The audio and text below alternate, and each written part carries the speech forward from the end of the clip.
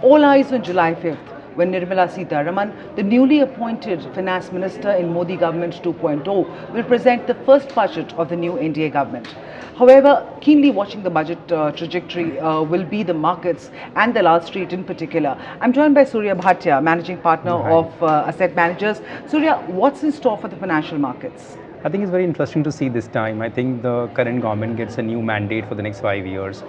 Is their full budget? While they gave cues in the interim budget which they presented, but I think now they can come with a full throttle to really see how they want to shape up the economy in the next 5 years from now. I think that will be very interesting to watch out. That will actually give you some insights on what they really want and what they really want to showcase for this government. Already 5 years have gone by, and next 5 years, so I think it will be really interesting from that perspective. You do need to have some fill up on the economy side. I think they want to give up some boost to the infrastructure space and overall development of the economy. Employment has been concerned, so it'll be very interesting to watch on these aspects. I want to talk about specifically the long-term capital gains tax. Seems to be a section of people who seem to be very buoyed by the idea that the government will abolish the long-term capital gains tax. Given the fact that it's such a hindrance to, they claim that it's a major hindrance to the retail investor, the small investors. Do you see that happening in this regime, in this government? See, wishes, yes. I don't mind that happening. I think it's good for everyone as far as the investment community is concerned. I don't end up paying a tax. Right now, we are one of the very few countries where a long-term capital gain on equities was tax-free till January 18, and before they introduced a 10% tax by doing a grandfathering clause, which was actually which was not retrospective, had a prospective effect. Right. But now coming back to the regime and saying that now I want to have the tax waived off, great, it can happen, it will prop up the market, but does it really matter? That's actually a debatable point. Because for a country like India, I think where you actually have a huge alpha over the other markets as far as the upside is concerned on the equity performance, I think there is still a takeaway, and that's what the the previous finance minister Arun Jaitley said, that I think some part can be actually given on that front. So what really comes out, why people are talking about a kind of abolishment of the long-term capital gain is primarily because for the last 2 years, the last 1.5 years since this tax came into picture, was that the markets actually have not done well. So you can attribute this to maybe this taxation. I really don't think so, but it's, I think, more of wait and watch. For our viewers out there who don't really, I mean, there are many people who do understand it, but there are many average retail investors who don't really understand the full implication of the long-term, tax. Gain, So could you explain how this impacts the retail investor really?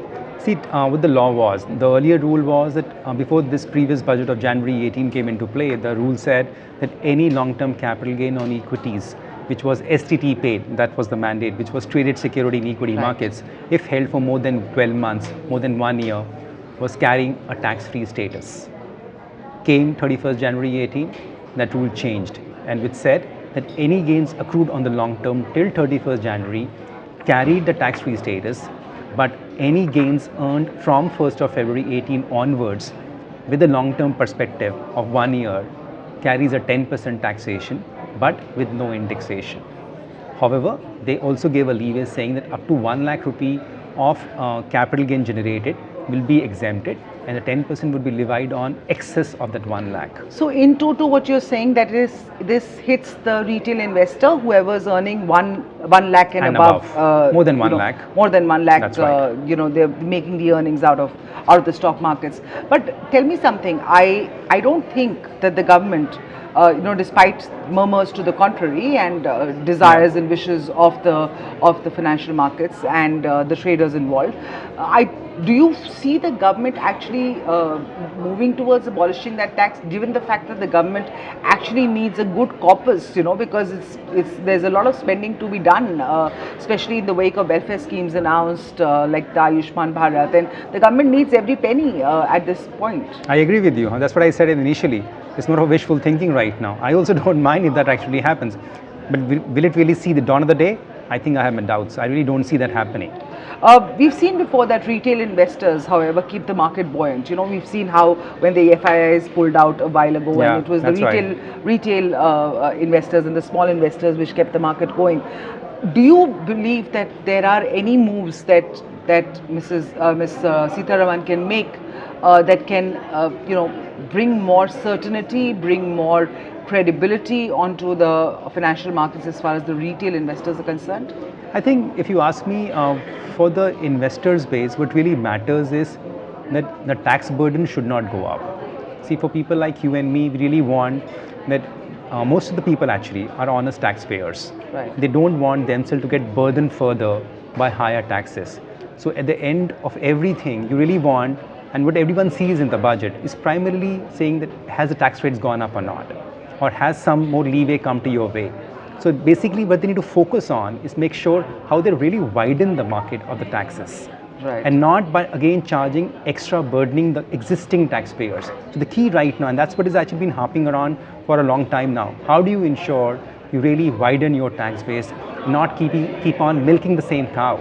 So this actually has been the case, but I think over the last couple of years, the trend actually has been on that. How do you make sure you widen your tax base? And that would be the interesting thing to watch, because they have actually levied the GST, which is widened the tax base. They are able to know of people who pay the GST, and can they correlate the same with the income tax? And that's what the game, with a really big game lies on.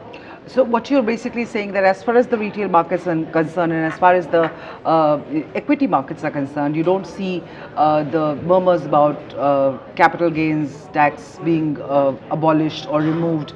You just see it as wishful thinking and really don't see it. Murmurs you see floating around. I Yes, will I mean, not that's say wishful that. thinking, as so you that's say. the same thing for me. Yes. So what you're saying that's really not going to happen. I'm going to end this by asking you one last question about the equity markets, and that's about the bond market. Which has seen a crisis of credibility in recent times due to various incidents and various people and various companies being at the forefront of not being able to deliver what they've really promised to the bond investors. How do you see? Do you feel that the budget, and do you see Nirmala Sitharaman being able to restore that credibility to the bond market? Are there any moves or measures that she can take that credibility can be restored as far as the budget is concerned? If you ask me, that's not even the budget's job. I think this job has to be going on regularly, and is paramount, and is more from a SEBI and a RBI prerogative to really stem this and increase that confidence in the investor. I don't think this should be even part of the budget. Budget is more of giving you directions, indications of what you want to do in the times to come.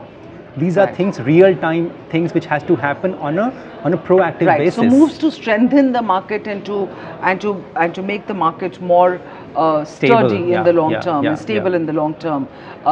You think that is more a SEBI? It's more of an RBI and a SEBI prerogative, not what you should expect from a budget to happen. Because these are more on the ground things, which are more proactive. Budget happens once a year, and it actually means it gives you a direction on where we are flowing in the next 12 months.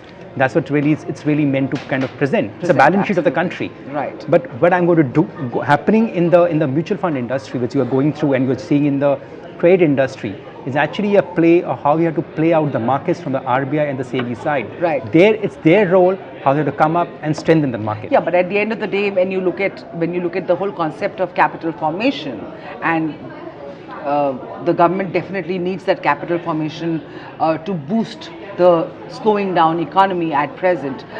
There could be ways that the finance minister can move to sort of strengthen, I mean actually not even strengthen, to sort of inject that level of optimism as far as the financial markets are concerned. But we'll come to that a little later. We'll talk about it in our next episode, and thank you so much, Surya, for joining us. Thank you. Thank you.